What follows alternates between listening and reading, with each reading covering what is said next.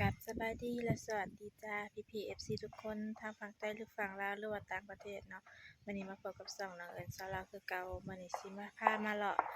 เบิ่งสวนเนาะสวนผักอีแม่เพิ่นปลูกอยู่หน้าอันแม่สะลอยปลูกอยู่หน้าสตูลปลูกอยู่หน้าน่ะสาววันนี้ก็กำลังย่างมาใกล้สิฮอดแล้วบรรยากาศมื้อนี้ก็เป็นลมๆแล้วก็แดดๆนำเนาะตอนนี้ก็ย่างมาฮอดแล้วเพิ่นปลูกอยู่หน้าแม่สะลอยใกล้ๆน้องนี่เนาะน้องเขาอันสลัด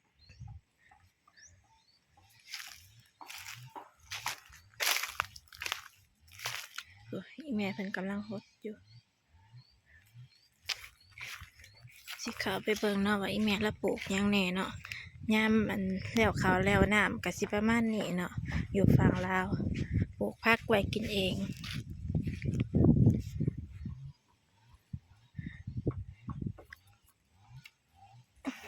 ความหัวเข้าไป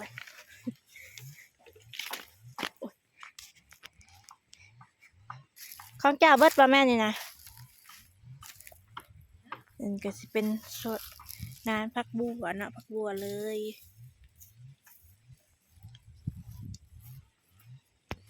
ว่าของไผนี่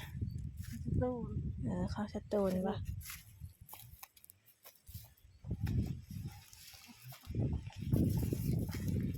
ของแม่สะลอยเนาะเพิ่นปลูกเป็นผักบัวเป็นนานผักบัวยามแล้วข้าวแล้วน้ำก็สิประมาณนี้เนาะอยู่ฝั่งลาวเฮาก็หาปลูกผักปลูกหอ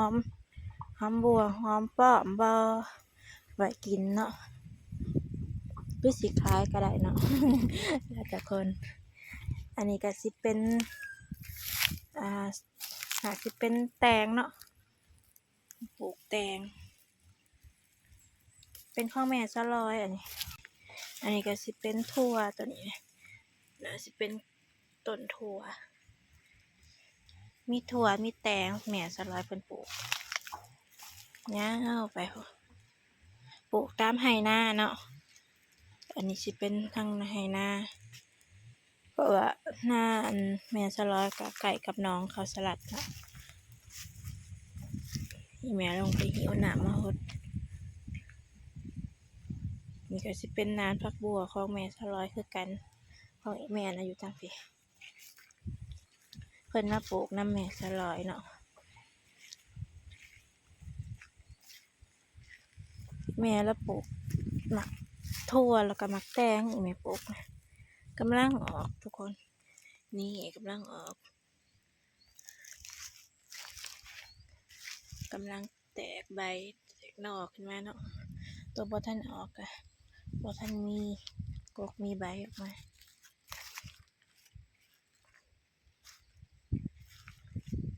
ที่แม่หดตอนเช้าเนาะเพิ่นหดตอนเช้าแล้วมื้ออื่นมาอีกตอนเช้าหดอีกหดมื้อละเทื่อบางทีก็เช้าแรงอันนี้ก็สิเป็นอีแม่เราปลูกไม้คือสิแม่นเราปลูกแล้วก็หดเราปลูกถั่วไว้กิน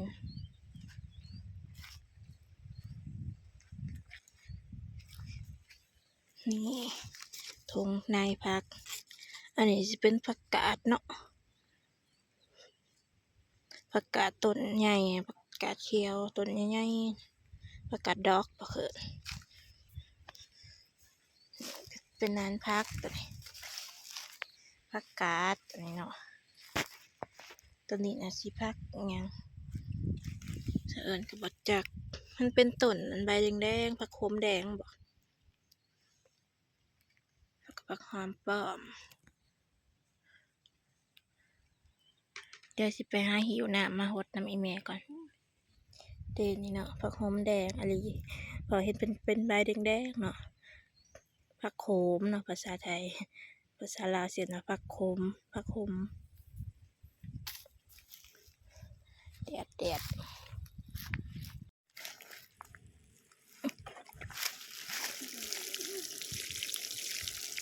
หดพัก สดแต่แตงมันทั่วแล้วก็ตัวมันบอกโคตรบางเถื่อมันออกมันปลูกน้ำแต่สี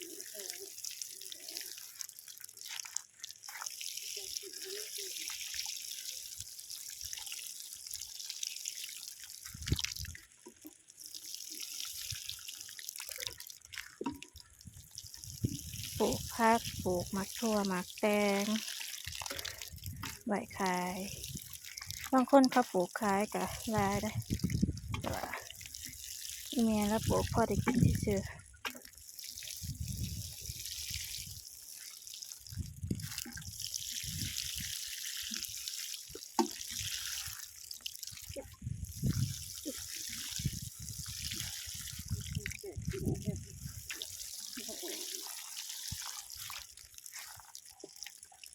เบิด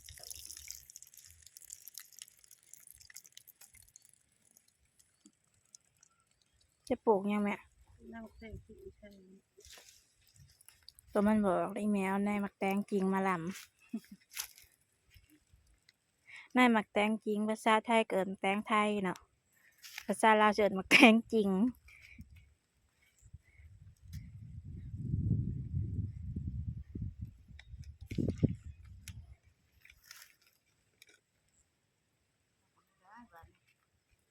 ฮะจะมาแต่สายเพื่อนแบกไม้สาว หาขี้ชี้บ่หาขี้ชี้บ่ แม่สะพรเป็นมาแต่หาขี้ซีบ่จัก ได้จากไหนายได้จากไหนายคือเบิดเลย จังหวะแล้วคือเบิดแหละมันทำงานอยู่นี่บ่ปลูกนะมันเบียดกันเอาเอาแต่ทำมาจังหวะแล้วมาบ่ซื้อเอาคือฮอน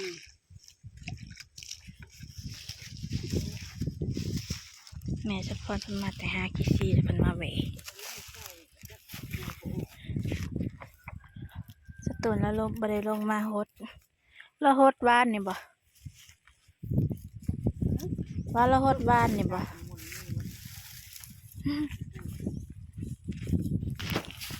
อย่างเราเบิ่งกันฮดแล้วน้องอีแม่ปลูกนะแล้วปลูกบ่หลายปานใดฮดแล้วย่างมาเลาะเบิ่งอันของอันแม่สลออีกทั้งพี่เนาะเพิ่นปลูกหลายทุกคนไห้นี่นะพอดีไห้หนึ่งนี่เป็นต้นแตงบ่แตงแตงลายแตงจริงลายเต็มเลยไห้ตัวนี้นะเป็นปลูกใส่นะ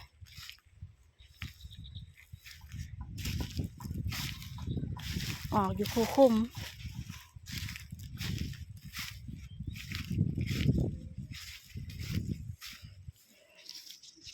เห็นแต่ช่อง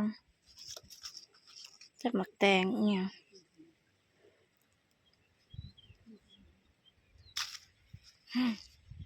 หมักแตงเป็นเขียวๆอย่าคืออย่างละเขียวอ่อนๆจักหน่อยเนาะเอิ้นหมักแตงอีหยัง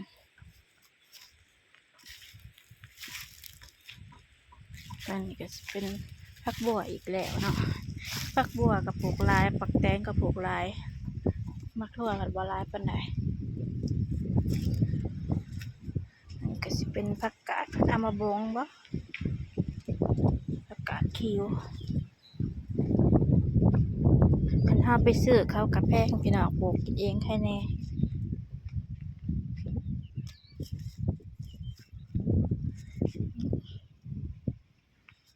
มาเลาะเบิ่งสวนเขา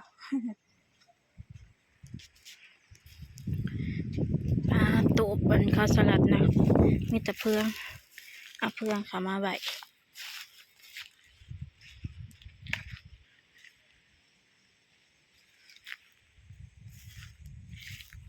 อันนี้ก็สิเป็นต้นหญ้าหาง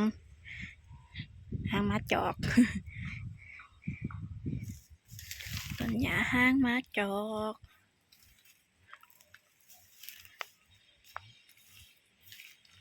ฮดหมักแตงแล้วก็มาฮดผักบัวแบบนี้ทุกคน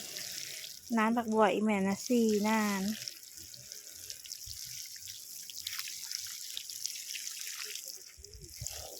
ตัวนี้นะที่เป็นของแม่ซะลอย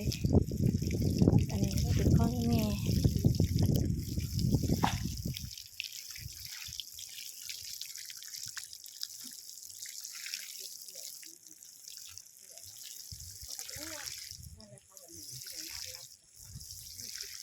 และอีอันตัวอันบัดนี้นะเจ๊ตายเขาใช้อย่านั่นนะ ผักบัวอีแม่4 นานนะ1 2 3 4โพดแล้วเด็กกะสิเมื่อแล้วทุกคน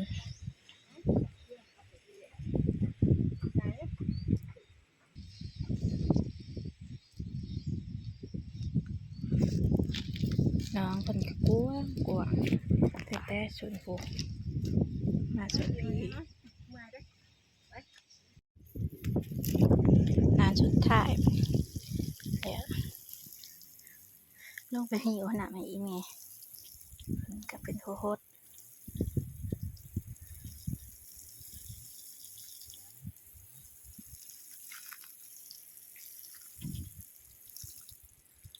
จนแนมบ่อยากเห็นผักบัวกับมันแดดกับมันยังหน่อยเนี่ยกำลังใหญ่แม่จะปล่อยปัญหาคีซี่พี่น้องคีซี่กะจักโลละเท่าใดแพงอยู่ได้30,000คีซี่ก็คืออันมันมาในต้นจิกเนาะถ้าสิวันใดเชิญกันอธิบายเป็น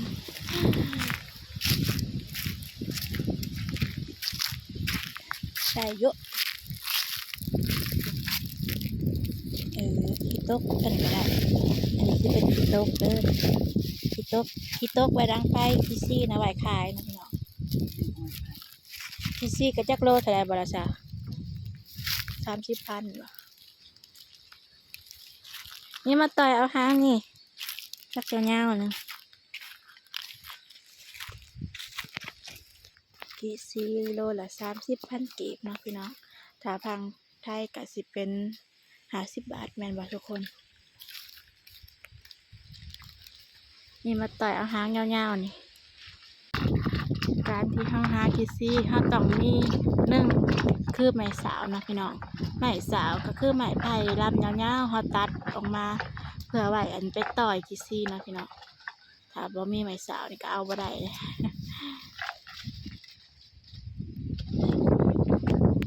นี่หางยาวๆตัวนั้นแหละหางบักใหญ่นะต่อยถึงจุดปันเลยตกลงมาแล้วทุกคนห้างบักใหญ่เวลาต่อยลงมาเพิ่นก็สิแตกนะเพราะว่ามันสูงนี่อันนี้ก็คือขี้ซี่เนาะขี้จิกขี้ต้นจิกเนาะ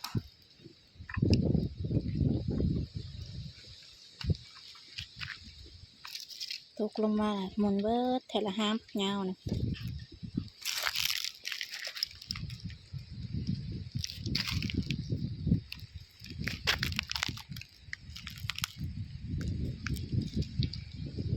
งามเลยขี้ซี่เนาะ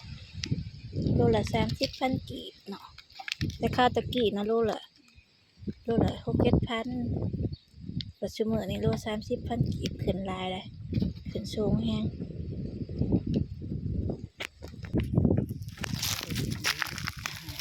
ฮะจะไปขายละเท่านึงอันนี้นะเป็นกิโต๊กเนาะอยู่ในถุงยางกิโต๊กไว้ดังไฟคิซี่นี่เพิ่นสิเอาไปขายนะพี่น้องเพิ่นถามเพิ่นว่าห้องกะหาได้2 มื้อนี้ชุดก่อนเอาไปขายแล้วมาหาใหม่อีกอันนี้ก็สิเป็นหมักสมอนะพี่น้องไปไล่แตะไปทุกคนแบบจากโล1